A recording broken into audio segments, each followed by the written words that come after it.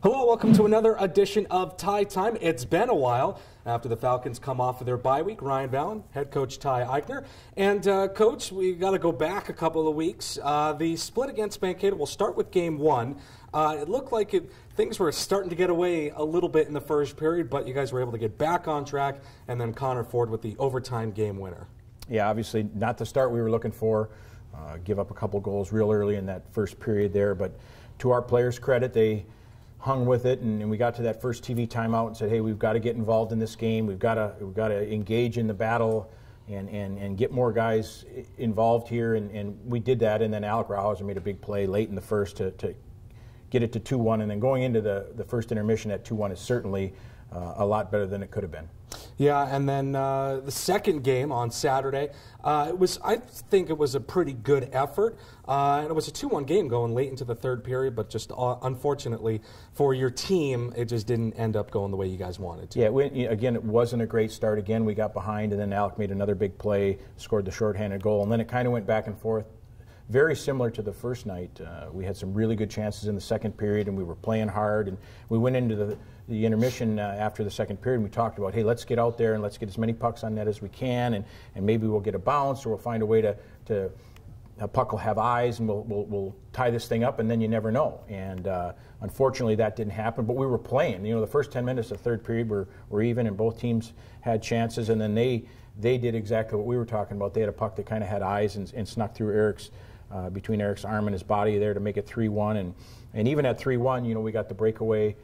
Brandon Cruz had a little breakaway and unfortunately didn't capitalize, and then they go back the other way, get their own breakaway and finish, and now it's 4-1, and you know, I'd be lying if it said it wasn't a little deflating, and then they get a power play goal late, which wasn't necessarily anyone's fault, kind of an unfortunate bounce, but certainly wasn't a 5-1 game, and for the most part, 50 minutes of that game, our guys did a great job.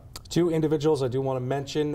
First of all, Alec Krauser, WCJ Defenseman of the Month, and he was involved in every single goal that your team scored 2 weeks ago. Yeah, he's been real good from our first game on. He's come back this year and he's playing the way we all know Alec's capable of playing, and doing a really good job for us. He's involved. He plays as many minutes as anybody we have. He's been critical on the penalty kill and on the power play, and then 5-on-5. So yeah, he was well-deserved accolade for Alec, and would expect him to continue to moving forward, and probably won't be the last time he gets a Defensive Player of the Month award. Yeah, he's only a couple points away from reaching 100 points. Hasn't happened in an incredibly long time. And the second individual I want to talk about, Eric Dobb. In that first game against Mankato, he comes up with a spectacular glove save, and if that glove save doesn't happen, if that puck goes in the back of the net, it's 3-0, and things aren't looking so good.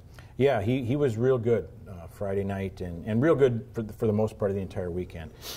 You look at some of the goals they scored. They did have a couple power play goals. The first goal they scored, their first two goals on Friday, really nothing Eric could do, and then he makes a couple huge saves at 2-0 because, again, I think we've talked about it more than once.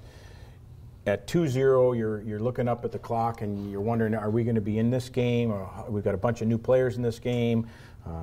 I think we had 4 or 5 or 6 freshmen playing, and some 3 new defensemen for the most part, and so we got a lot of question marks, in terms of playing at Minnesota State, which we all know is a difficult place to play. But Eric makes a couple big saves, and even their coach said after the game, that save may have been the difference in that game.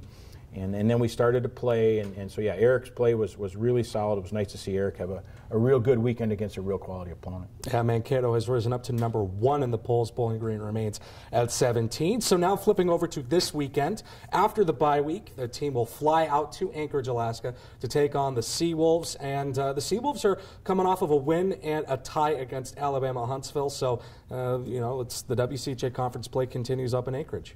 Yeah, we told our guys, they're playing real hard. They've had some difficult series against some quality opponents. They started the year by going out to Maine, which is as difficult a place as there is to play in college hockey, and obviously a really long trip from Anchorage. And they didn't get a win, but they played a really good game the second night. And then they've had Nebraska Omaha up at their place, which is having a good year, and they played Alaska Fairbanks, which we know is a heated rival for them, and then they traveled all the way to Huntsville. So they've had some long trips, and their record isn't maybe what they want it to be, but it seems to be like to me, they're a lot more competitive than they were last year. And we told our guys this morning that you have to be ready to go Friday, because there's no question Alaska Anchorage is going to be ready to go when we get to town. Yeah, well, games will be at Friday and Saturday. Late starts, 10:37 p.m. pregame. That is 10:37 p.m. pregame, 11:07 puck drop on Friday. And then on Saturday, it's going to be a little bit earlier, but not much better. 8:37 pregame with a 9:07 p.m. Eastern puck drop. For Ty Eckner, I'm Ryan Vallon, and we'll talk to you next week on Ty Time.